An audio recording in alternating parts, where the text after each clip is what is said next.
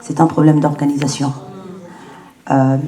C'est un problème de la gestion du temps.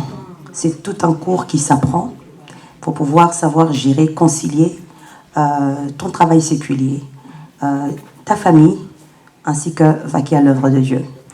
Il y a plusieurs moments, il y a quelques années de cela, il y a une femme qui était venue, une jeune femme qui est venue chez moi en vacances. Elle me regardait faire. Je ne savais pas, elle était en train de m'observer. Et à la fin de son séjour chez moi, elle fait, mais en fait, elle me disait pas pasteur Rebecca, elle me disait, maman Rebecca, en fait, je ne sais pas comment vous faites pour être partout. Je lui dis, ben, je ne sais pas comment je fais. Je le fais tout simplement. Alors je pense qu'il y a quelque chose qu'on doit retenir de très important, qui est dans la Bible, c'est qu'une femme qui accomplit quelque chose, une femme accomplie, c'est une personne qui sait mettre d'abord Dieu en premier. Amen. Amen. La Bible nous parle de Déborah. Quand on parle de Déborah, la Bible commence pas par citer Déborah comme étant une épouse, comme étant une mère. La Bible commence à citer Déborah comme étant prophétesse de l'Éternel. C'est-à-dire que sa valeur auprès de Dieu, sa fonction auprès de Dieu, faisait en sorte qu'elle soit capable de pouvoir gérer au niveau de la maison et au niveau justement de son travail en tant que juge. Amen.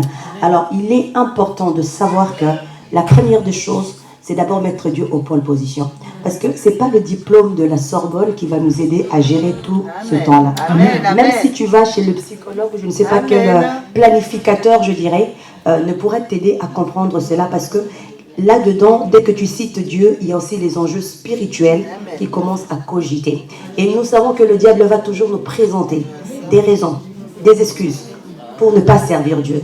Alors quand tu comprends ça, tu dis, écoute, le maître de temps, le maître des circonstances, c'est toi. Pour que j'apprenne à gérer mon temps et que je te donne mon temps, il est important que je te mette au pôle position. Je te mette au pôle position. Et quand Dieu est là, c'est lui qui est le créateur du mariage. Parce que beaucoup de femmes se trompent. J'entends souvent les discours des femmes qui disent, attention, on n'est pas là pour dire que le mariage n'est pas bon, patati patata. Comprenez bien ce que je vais dire. Il y a beaucoup de femmes qui disent, ah non, mais j'ai pas le temps parce que j'ai pas laissé la nourriture à mon mari, je dois rentrer à la maison, patati patata. Oui, mais c'est parce que tu as une mauvaise gestion de temps. Parce qu'une femme qui comprend, une femme accomplie, doit savoir que dans un premier temps, parce que la personne qui me donne, ce n'est pas ton mari qui a créé le mariage. Ce n'est pas ta maman qui a créé le mariage. Ce n'est pas ta belle famille, ni ton père, ni ton frère qui a créé le mariage. L'auteur du mariage, c'est Dieu. Et pour pouvoir gérer le mariage, il ne faut pas aller chercher à gauche, à droite, il faut revenir à Dieu. Mais dis-moi, comment veux-tu gérer ton mariage si l'auteur du mariage, tu le mets en dernière position? Amen. Donc c'est une nécessité, c'est une vie. Alléluia. C'est une vie. Donc si tu sais que le matin, tu te lèves le matin, tu dois te laver,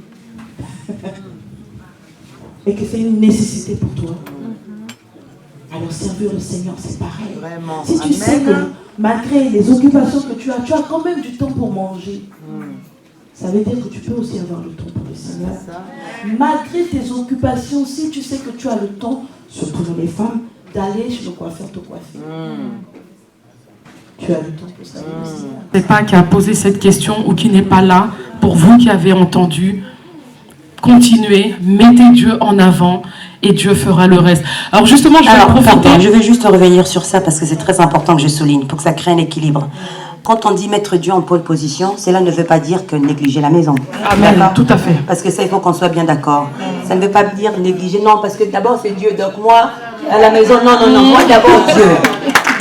Pasteur Rebecca n'a pas dit ça. Amen. Non, j'ai pas dit ça. Donc, quand je sais que je dis, j'aime bien insister, j'aime bien préciser que ça soit clair. D'accord? C'est-à-dire que dans ma relation personnelle avec Dieu, d'accord, ça n'inclut pas un déplacement quelconque.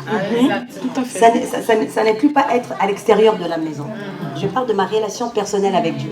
Mettre Dieu en pôle position et lui me donnera la capacité de gérer en tant qu'épouse, de gérer en tant que mère et dans mon travail séculier. Ça, c'est très important. Amen. Amen. Amen. Amen. Comme a dit la prophétesse Inès, on a toujours du temps à regarder WhatsApp, Facebook, les portables, à faire tout un tas de choses. Parfois, on prend ça comme prétexte. Mais prier en tout temps, ça ne veut pas dire prier des heures tout le temps. Non. Même 5 minutes le matin. 5 minutes en allant au travail, ou en allant faire les courses, ou en emmenant les enfants à l'école. 5 minutes à chaque fois. Le Seigneur voit nos cœurs. Il faut mettre du temps tout au long de la journée. Et ça, on peut le trouver.